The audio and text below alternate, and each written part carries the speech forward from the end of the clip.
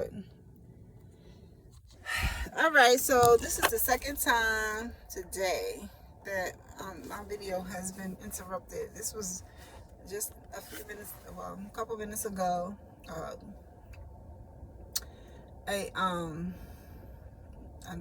alert came through the phone and stopped the recording. So it's interesting. I mean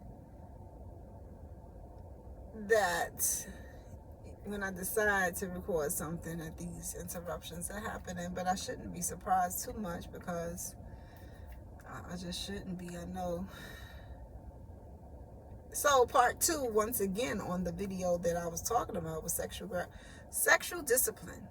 That's what I was talking about. Okay. And so I was talking about the consequences of living in the immediate gratification of sex.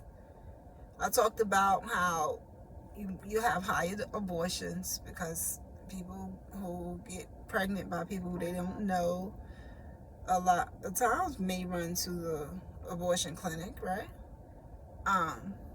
STDs, which I don't really go into. That's kind of common sense. You got all kind of stuff. I'm going to go into that. That can be carried, diseases and whatnot, and some that can't be cured, and that happens, just getting in sexual situations immediately, not getting to know kind of behavior this person has as far as their sexual life is concerned, because it's really about finding that out before you go there with somebody. You got baby mama, baby daddy drama, where you have people who wind up parents with people they don't know because they had sex off of attraction, off of lust, off of desire, which is natural to have. However, acting on it is something else. We act on that, instantly gratifying that attraction, that lust. We wind up baby mamas and baby daddies because even when you use protection, God has the final say on whether that child is going to be created, right? And so sometimes their baby's created after first times and times with people that we don't know because we wanted to instantly gratify ourselves because they look so good, right?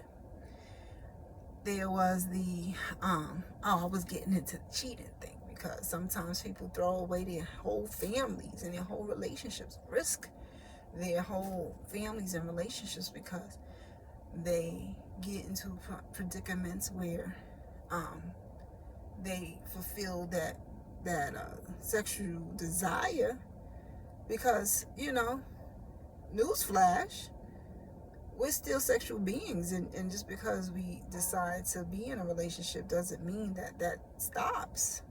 We can still be attracted to somebody. Just because we're in a relationship doesn't mean that we won't get attracted to them.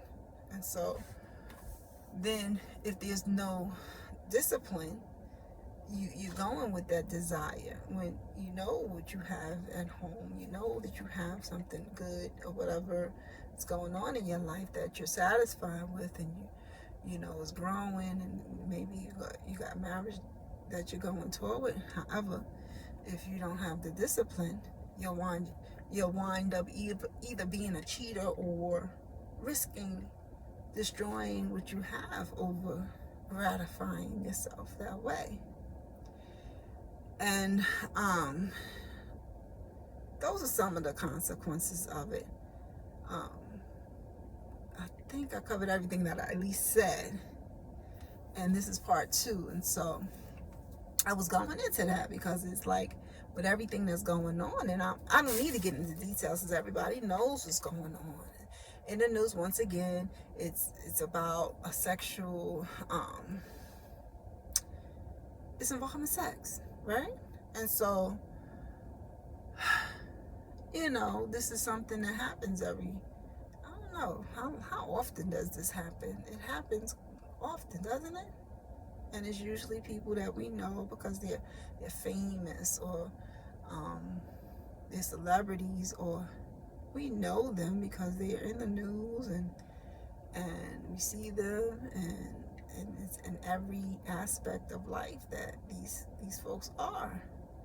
and they're human as well. And so they also have to deal with, you know, disciplining their sexual behavior. And when it doesn't go disciplined, then they may wind up, you know, in the news, right? So this is something that we're familiar with. But it brings me back to talking about it, because this is what I talk about.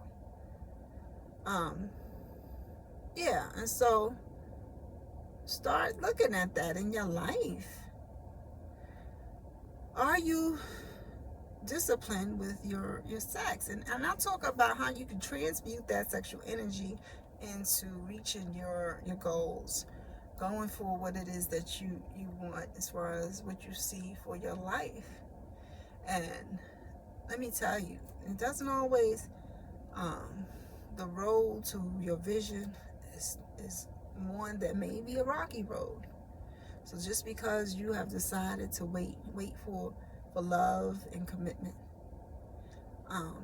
and the commitment part is the part that I really want to focus on, because besides transmuting that energy, which we all do, as we awaken, we understand how we can use that energy and make it work for us in other areas. However, the commitment part is a whole video I could do on that too. But the commitment part is what I think, you know, is all about when it comes to when we decide to have this, when we decide to have sex. And I'm not perfect. I'm never going to complain. That's one. I'm never going to claim to be, and I have never been. And I'm talking from experience. You know, I've commitment. When we don't wait on that commitment before we have sex, we can get into all those other things that happen. And so, and that's what I think it really boils down to. And I know everybody has their different views about, you know, why God made sex so pleasurable and how we are able to choose to have sex. But when you think about it and think about the creation,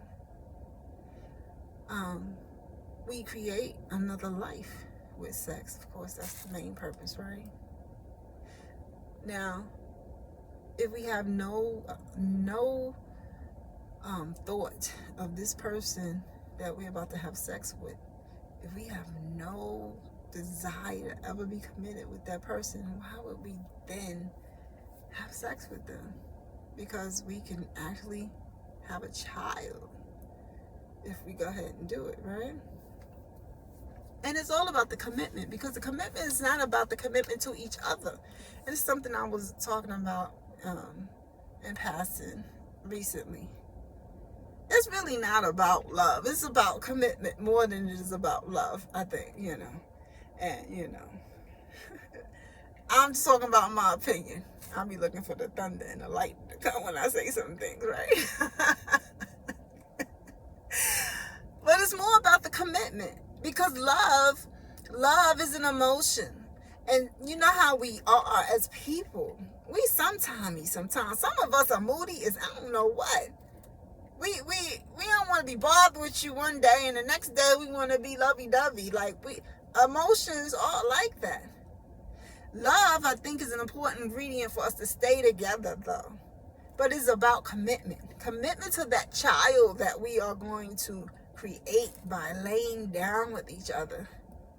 Because that is what's needed when we create a child. Commitment. Both people committed to raising this child. And so sex is the catalyst, but then, you know, for the child. But the commitment is what makes it all work out for that cohesive unit. And so if we going out and we having sex or willy-nilly, no commitment there, we got all these kids and unfortunately broken homes because nobody wants to be committed, right? Again, my opinion, and that's when I hear about people not wanting to get married, it's like, okay, marriage is a man-made concept. We know that. But where's the commitment? Just because you don't have marriage certificate, and religious folks are not going to like this, but you can still be committed to each other, to the family that you make, and to the children that you raise. And so it's really about, when it's all said and done, it's about the commitment. When you are of childbearing years, especially. And so, sexual discipline is something that we all need. It's something we need on the planet. It's not just one area over here and one area over there. It's all of us. It's something that we all need. We can have a better life in general with, like, the world if we have sexual discipline. Now you can see different communities over the planet that, seem to have this under more control and better, I don't know if that's the right word for it, but it's in a better state where people are more commitment focused, more marriage focused, and they have less of the consequences of not having that sexual discipline. And we can learn from them. And so, but a lot of times it's under the umbrella of religion. And so that's where the division comes in, because people don't want to hear people who don't believe what they believe. And that's getting better, because we are all now awakening, and we're not so closed-minded where we won't even listen. And so, but we can learn a lot from each other, and it's stuff that we can do without having to be up under any umbrella, and we can just live our lives in ways that speak to doing good things for ourselves and our communities, and the broader sense of life, and the broader sense of the planet, because when it comes down to it, we all connected. And so what we do, even though it seems like it just affects us in our little bubble, it affects, it just goes out from us, and it affects the whole, like, degrees outside of us. And so it's something that we could, is very useful to get sexual discipline. So if you haven't yet gotten to the point where you feel like you're disciplined, it's something that I think maybe you want to explore. And of course, the younger you are, the better, for that. However, at any age, if we lack sexual discipline, we can begin a journey of learning how to be disciplined with our sex at any age. It is something we're ever growing, we're ever expanding, and there is no limit to our capacity to learn. And so I'll say, get on a path if you're not already on one. If you've already been on one and you got that sexual discipline down, share. Like, really, like, I'm not the only one talking about this, but it's something that we can share. Like, and the best way to share is by example.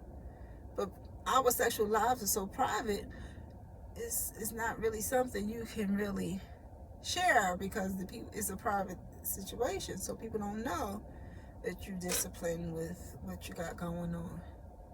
But if you have an audience of some kind and you practice sexual discipline, why not share? Maybe you'll influence others to become sexual disciplined, or be mindful of their sexual discipline. Because when it comes down to it, when we lack sexual discipline, or when we don't practice sexual discipline, it's a lot of things happen that are not great for ourselves and our community. So so there's my spill. That's the end of part 2. And because the phone is acting up and I don't even know what's going on, I know I'm recording though, I will go ahead and shut this down for now. I hope everybody out there is well and being sexually disciplined, waiting on love and commitment, and just being okay with the choices you make when it comes to your sexual discipline. That's what it's about. You know, your higher powers, as long as you're good with it, and you can go to your higher power and be good with it, you know, that's what it is, right? And in other cases, I'm here. I got got videos about it. We got a couple months. Actually, that's coming up around the corner. November soon is coming soon. And I said a while ago that NoFap November, we need to kind of rotate months so that it's not always November. But haven't yet done that, right? We need to rotate months. Yet October is just a few days away, and December, I don't know. This is probably not a good year to be rotating that, but yeah, it's coming up. And if you are interested, I have the books about waiting, benefits of waiting, and how to say no, like secrets to how to say no if you really are trying to be disciplined and you want some, extra pointers and tips. I got that. And a bunch of videos where I talk about it. I think I have a whole series that I did last year about NoFap November, so you can check those out. Okay? All right, so here's wishing sexual discipline to you, and just using your sexual energy for great things, including that family that you want and those visions that you working on and everything else. All right, so on that note, I'll see y'all again. Hope you're well. Let me give you a hug this time.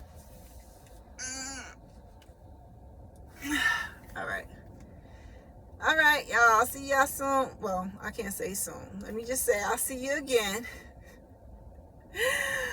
And as always, love and gratitude.